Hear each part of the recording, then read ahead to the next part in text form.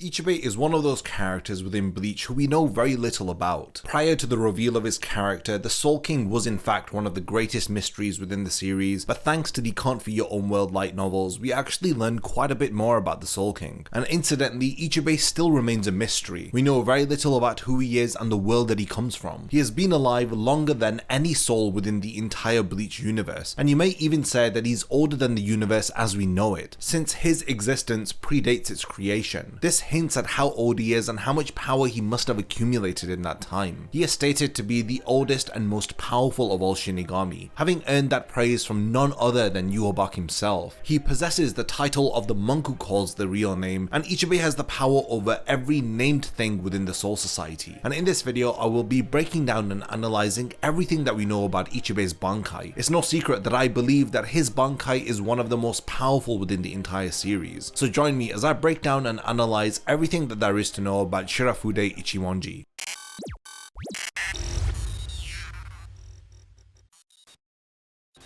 Before the video begins, only 12% of the people who watch my content are subscribed to the channel. If you enjoy these videos, then subscribe and stick around for more content just like this. Now let's get back to the topic of the video. Ichibei has given a name to everything within the Soul Society, even including all Shikai and Bankai. When it comes to names, he has an almost omniscient knowledge of them. He is even aware of the true names of Zanpakuto with just a glance. For example, he was able to discern the true name of Zabimaru's Bankai just with a simple glance, despite the fact that its owner Renji had no idea of what his Bankai's true name was. Ichibei even possesses his own branch of Kido that he calls Secret Hado, and if this isn't enough to add to his accolades, he also possesses an unchallengeable control over the color black. He is even able to stop the voices of people that he deems unworthy of mentioning his name, like he had done with Yhwach. It's incredible how every facet of Ichibei's character seems to expand into complicated webs that lead you to question who exactly is he? What role did he play before the birth of the Bleach universe? Where did Ichibei come from? Did he just appear into existence like the Soul King had done? And what in fact are his secret Hado abilities? There's so much to ask about who and what he is that I can probably fill this entire video with those questions alone. But for now, I want to dial down and focus on his Bankai. And in order to understand it fully, we need to take a journey through the story of Bleach and even outside of the immediate use of his Bankai in order to fully understand how it works and how it ties into the very heart of Bleach's power system. Names have an integral role within the Bleach universe, and the very means by which shinigami gain power is tied to learning the names of their respective Zanpakuto. The first step of a shinigami's power progression is Shikai, and is locked behind this key requirement. They must speak out the name of their Zanpakuto in order to activate its power after learning its name. Similarly, whatever Zanpakuto ability that comes with the Shikai release must also be correctly called out so that it can function at its full power. When I'd first started reading Bleach, I didn't think much of this concept, since it's a common trope within all other shonen series where characters shout out the name of their attacks while using them. We've seen this in Naruto, Dragon Ball, and even One Piece, so I'm pretty certain that a lot of people had this same train of thought. There was no reason to think into why Bleach was any different. For all we knew, it was just following this simple shonen trope. But after delving deeper into the Bleach story, it becomes apparent that names are an intimate part of the Bleach universe, especially its power system. There have been several examples of where characters have been unable to activate their true power due to not knowing the true names of their Zanpakuto. We had seen this with Renji, and we also meet characters who intentionally limit their power by calling their Zanpakuto the wrong name, like Yumichika. We also come to notice multiple spells and abilities outside of Zanpakuto powers that require the mentioning of their names in order to manifest, like the myriad of Kido spells that we see casted by multiple different characters in the story. Unlike other extra abilities that incorporate some degree of Kido, like Shunko, this also encompasses other abilities like Hakuda. When all of this is pieced together, you understand the true significance and the meaning of names within the Bleach universe. So what happens when we come across a being who has named every single spiritual phenomenon that's ever unfolded within the story? This is a character who has an unbreakable power over those very names. Ichibei is one of the most powerful beings, and it's all because of the control that he has over names. And after everything that we've gone over, we can understand why I've given this description to his character. But in order to understand the actual greatness of his Bankai, we need to go over his entire power set, because his Bankai requires some aspects of his Shikai in order order for it to properly work. Ichibei first appears within the manga in chapter 516 along with the other members of the Zero Division after the events of the first Quincy invasion. They descend from the royal palace in order to offer support to the Soul Society after they have been devastated by Yhwach and the Sternritter. We don't really get to see the Zero Division take part in any battles until chapter 597, where they find themselves defending the royal palace against Yhwach and his elite Sternritter. We even see Ichibei fight later on in chapter 605, when Yhwach reaches his city and asks to be let through so that he can reach the Soul King's personal quarters. Ichibei stands his ground and he's prepared to fight to protect the Soul King. At this point of the story, we only really had a vague idea of Yhwach's true power, so the battle between these two characters did a lot to introduce us to both of their movesets. The fight begins with Ichibei sealing the path to the Soul King's tower and manifesting a massive hand which hurtles Yhwach through the air a great distance from where they were fighting. Ichibei flash steps to the flailing Yuha and explains that this is an ability called the Heavenly Hand of 1,000 Ri, an attack that pushes whatever it touches 300 miles away, and he uses it again to knock him down to the ground. While Yhwach falls, he realizes that he has lost the ability to speak as a result of carelessly mentioning Ichibei's name. The leader of the Quincy ends up restoring his own voice and he manifests a holy bow that shoots arrows directly into his body, which slows down his fall and shoots him back up to Ichibei's floating city. Ichibei turns to face Yuha and states that he is being stubborn and the only option that he has left is to kill him. And this is when Ichibei finally draws his Zanbakudo as the two clash. Ichibei's Zanbakudo in its seal state takes the form of a large paintbrush with ink on its bristles. The fight continues on in the middle of chapter 606 where Ichibei and Yhwach begin to fight seriously, as Yuha observes that Ichibei's face has taken on a much more sinister expression after he had announced that he was going to kill him, and it seems as though Ichibei is taking a great deal of pleasure in exacting out his desire. The leader of the Zero Division smiles as the two continue to exchange blows. Now this exchange ends with Yuha brushing off one of Ichibei's strikes, as he exclaims that despite Ichibei's increased enthusiasm, he was disappointed by the power that Ichibei was displaying. Now this sentiment is immediately turned to horror as Ichibei reveals that his Zanbakudo doesn't cut flesh, but it in fact cuts names. He explains that the arm which Yhwach had just used to brush off his Zanbakudo has had its name cut in half, and as a result will only function at half of its true power. Now this results in Yhwach's swing getting considerably weaker, and it's weak enough for Ichibei to actually land a full hit on Yuha's body. Ichibei ends up cutting Yhwach's name and his power with that attack. This reduces his power to half of what it was, severely weakening him. Ichibei then casually knocks him all the way back to his city where the fight originally had begun. He arrives just as Yuha is getting up, asking him how he feels now that he has had his power cut in half, and that he's going to be crushed by the head of the shinigami which he hates. Yuha responds mockingly, asking Ichibei if he had looked like he was struggling, as he then proceeds to restore the power that is being taken from him. He tells him that nothing can be stolen from him, and that all things in the universe exist for Yhwach to take. He punctuates this sentence with a torrent of reishi beams as he shoots them towards Ichibei. Now this epic speech unfortunately falls flat as Ichibei easily dispels the reishi beams with a clap of his hands. He laments that Yuha has no gratitude for the kindness that he has shown him, since he had only limited his power to save his reputation, so that his subordinates will be able to have an excuse to justify the defeat of their leader, knowing that his power was cut in half. But now that Yhwach has restored his full power, Ichibei has no choice but to kill him at his full power, creating no room for the Quincy to have any justification for their leader's defeat. He jumps towards Yuha as he states that honor means nothing to the dead, and it makes no difference if he defeats him at his full power. He fires Bakudo number 62 towards him, which he easily counters with a variation of Blutveen called Stilled Bloodshed. It's an externalized version of the Quincy Blutveen that creates a barrier outside of the body instead of protecting the body from within like a typical Blutveen would do. Ichibei then uses the secret Hado Iron Wind of Murder, a technique exclusive to him alone. It manifests a giant green dragon that blows a gust of wind so strong that it completely shatters Yuha's armor, leaving him open to Ichibei's attack. Now the leader of the Zero Division doesn't let this chance slip as he grabs Yuha by the throat, only to realize that the second part of Yuha's technique is that it corrodes anything that comes into contact with Yuha's body, as a vein-like pattern appears on Ichibei's body, with Yuha celebrating that Ichibei was about to lose the left half of his body. But he scoffs at the idea and shrugs off the invading veins and launches an attack that heavily wounds wounds Yuha in the process. Now he is visibly irritated as he exclaims that he's had enough of Yuha's disrespect, and he releases his Zanpakuto. The release command of his Shikai is painted black Ichimonji. His release trades his Zanpakuto's bristles for a blade, or at least that's what it looks like. As the fight continues, within chapter 607, Yuha observes that Ichimonji was neither a blade nor a brush, because it is switching between both forms. Ichibei mocks Yuha-baku's confusion as the two clash again, as Yuha thinks that aside from Ichimonji spilling a load of ink, the blade doesn't seem to be doing much. He assumes that Ichimonji still possesses the same power that it had before its release, and he laughs at the idea of his power being cut in half again, since he was easily able to restore his power. Yuha states that he's about to do something with his sword, but then he realizes that he cannot remember the name of his sword, and this is where the terrifying power of Ichimonji is first revealed. It is explained that whatever its ink touches completely loses its name, and if anything loses its name, it also loses its power. The ink had erased the name and power of Yuha-baku's sword as well as his medallion. This is the same medallion that he had used to steal Yamamoto's Bankai, and this is why he never gets the chance to use his Bankai against Ichibei. After he fails at stealing Ichibei's power for himself, Yuha is fully struck by Ichimonji. Its ink covers a massive portion of his face and effectively erases his name. Now the fight continues in chapter 609 as Ichibei mockingly expresses sympathy for the now nameless Yuha-baku, who is simply frozen in place. The ink of Ichimonji has erased his name as well as all of his power, so Ichibei decides that the kind thing to do was to give him a new name, and this is when he unleashes his Bankai, or to better put it, his Shin-uchi. Now because Ichibei's Zanpakuto was the first one to ever take up a Bankai form, way before the term Bankai had even existed, that's why he calls out his second release as Shin-uchi, which means true blade. Upon activation of his Bankai, the blade of Ichibei's brush turns white, growing longer in size, with long thick threads wrapping up around him in the air. Ichibei's Bankai is called Shirafude Ichimonji, which is translated as white brush one written character. Now the white trail that appears above Ichibei's head seems as though it's writing on the air itself. It's like it's painting over reality. It's an amazing way to visually represent the abilities of his Bankai, as it possesses the power to grant a new name to those whose names have been erased by Ichimonji. When Ichibei assigns a new name to something, it also comes with the attributes of whatever that name has. For example, Ichibei renames Yuha-baku as Black Ant, giving him all the attributes and powers of a literal black ant. He does so by using his Zanpakuto to write the new names onto the body of those he chooses to rename. Now this is the true power of Ichimonji, and Kubo uses some very interesting imagery in how Ichibei renames his targets. And unlike the usual style of black ink on a white canvas, Ichibei does the opposite, which is a fascinating idea. After he renames Yuha-baku, he stomps him through the floor and crushes him between two giant hands, similar to how you would squash a fly in midair. But even this wasn't enough to kill Yuha-baku, as he unlocks his almighty ability and rewrites his fate, demonstrating just how broken the almighty ability is, as he prevents his demise at the hands of the monk who calls the real name. He restores his name and power using the almighty, and he heavily wounds Ichibei, as the leader of the Zero Division realizes that Yuha-baku was a far greater threat than he had imagined, and he decides to use his trump card, which of course is the magnificent Death Mausoleum. It's a technique that seems to have no association with either his Shikai or Bankai, but it rather stems from his ability to control the color black. Using the color black, he erases his opponent's soul completely, to the point that he can't even reincarnate ever again. But even this is no match for Yuha's power, as the leader of the Quincy then brutally kills Ichibei. Despite the fact that Ichibei had lost against Yuha-baku, there is no other Shinigami within the entire story who can measure up to his insane level of power and the role that he's played within the creation of the Bleach universe. It is truly terrifying to think about what could have happened if Ichibei's power was turned against the Soul Society, considering its entire structure and form are upheld by Ichibei's power. He is responsible for all of the names within the Bleach world, so he can effectively deactivate any Zanpakuto or power that is used against him. So if he were to ever turn his powers against the Soul Society for whatever reason, I believe that the Shinigami wouldn't stand a chance against him. And if it wasn't for Yuha-baku's broken ability, the Almighty, I believe that even he would have been defeated by Ichibei. The only real downside of Ichibei's Bankai is that it relies upon his targets having been struck by the ink of his Shikai. Only then is he able to write upon their bodies a new name. Shirafude Ichimonji only makes one appearance within the manga, and it's definitely one of the most incredible Bankai that we've ever seen. Within the entire entire history of Bleach, it is literally the first ever Bankai to have ever been revealed. It's truly a magnificent power that I would love to know all of your thoughts about. What do you think are the other applications of Shirafude Ichimonji? Who else do you think Ichibei could have used this power against within the 1000-year Blood War arc? And do you believe that this Bankai is one of the most broken abilities within the entire series? I would love to know all of your thoughts about the Bankai of Ichibei, so definitely continue the discussion in the comments, and let me know all of your thoughts about his battle against Yobak and how his Bankai was ultimately defeated by the Almighty. And lastly, thank you for making it to the end of this video, and I can't wait to see you in my next Bleach Explained video.